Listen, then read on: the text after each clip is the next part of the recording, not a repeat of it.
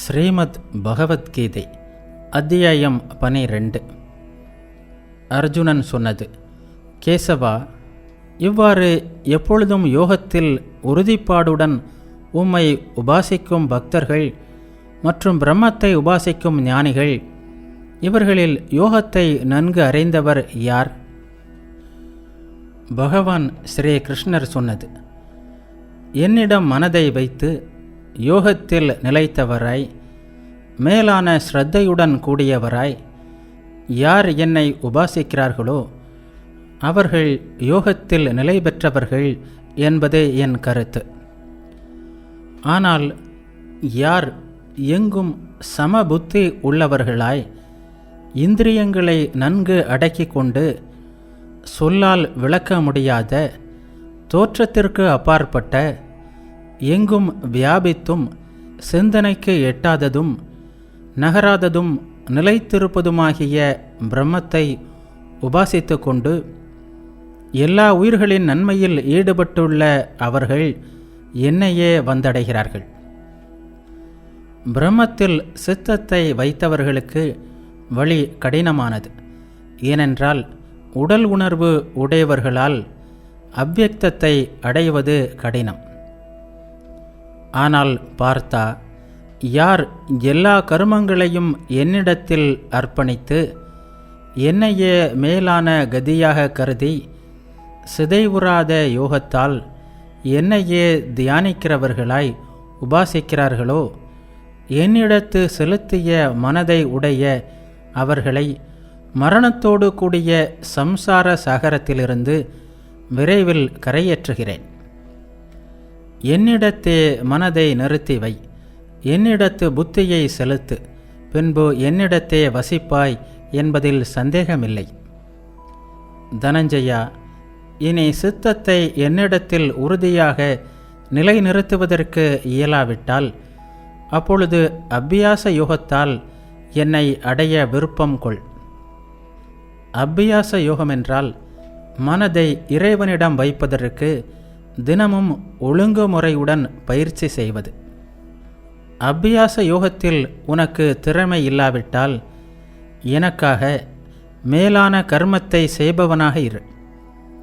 எனக்காக கர்மத்தை செய்வதாலும் சித்தியை அடைவாய். எந்த கர்மம் செய்தாலும் அது இறைவனுடைய தொண்டு என்ற எண்ணத்தில் கர்மம் செய்ய வேண்டும்.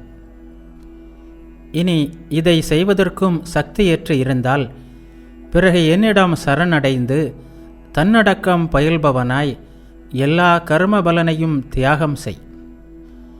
இறைவன் விருப்பப்படியே அனைத்தும் நடக்கிறது, தன்னால் ஆவது ஒன்றுமில்லை என்ற எண்ணத்தோடு கர்மம் செய்வது கர்ம பலனை தியாகம் செய்யும் நிலையாகும். அபியாசத்தை காட்டிலும் ஞானம் சிறந்தது.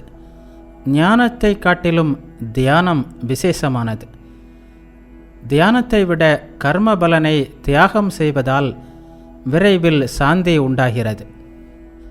எல்லா உயிர்களிடமும் வெறுப்பின்றி நண்பனாய், கருணையே உடையவனாய், அகங்காரம் அற்றவனாய், நான் செய்கிறேன் என்ற எண்ணமில்லாமல் இன்பத்தையும் துன்பத்தையும் சமமாக கருதுபவனாய், பொறுமை உடையவனாய், எப்போதும் சந்தோஷமுடையவனாய், யோகியாய், தன்னடக்கம் உடையவனாய், திட நிச்சயம் உள்ளவனாய், என்னிடம் மனம் புத்தி இவைகளை சமர்ப்பித்தவனாய், யார் என் பக்தனாகிறானோ அவன் எனக்கு பிரியமானவன்.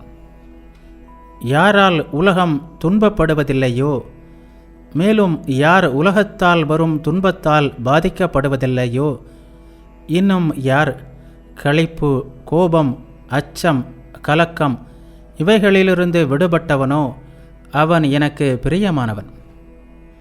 தேவையில்லாதவன், சுத்தமானவன், திறமையானவன், பொறுப்புகளற்றவன், துயரமற்றவன், பலன் தரக்கூடிய கர்மங்களை துறந்தவன் யாரோ அவன் என் பக்தன், அவன் எனக்கு பிரியமானவன். யார் மகிழ்வடைவதில்லையோ, யார் துன்புறுத்துவதில்லையோ, யார் துயரப்படுவதில்லையோ, யார் ஆசைப்படுவதில்லையோ, நன்மை தீமைகளை விட்டவன் யாரோ அந்த பக்திமான் எனக்கு பிரியமானவன். எதிரிகளிடமிருந்து அவமரியாதை வரும்போதும் நண்பனிடமிருந்து மரியாதை வரும்போதும் சமமாக இருப்பவன், குளிர் வெப்பம் சுகம் துக்கத்தில் சமமாக இருப்பவன், பற்றற்றவன், புகழ்ச்சி இகழ்ச்சியை சமமாக கருதும் மௌனி, எதை கொண்டாவது திருப்தி அடைபவன், சொந்த இருப்பிடம் இல்லாதவன், ஸ்திர புத்தி உள்ளவன், பக்திமானாகிய மனிதன் எனக்கு பிரியமானவன். நிச்சயமாக எந்த பக்தர்கள் ஸ்ரத்தையோடு கூடியவர்களாய் என்னையே குறிக்கோளாக கொண்டு அமிர்தம் போன்ற இந்த தர்மத்தை நன்கு கடைபிடித்து கொண்டு மற்றவர்களுக்கும் சொல்கிறார்களோ அவர்களே எனக்கு பிரியமானவர்கள்.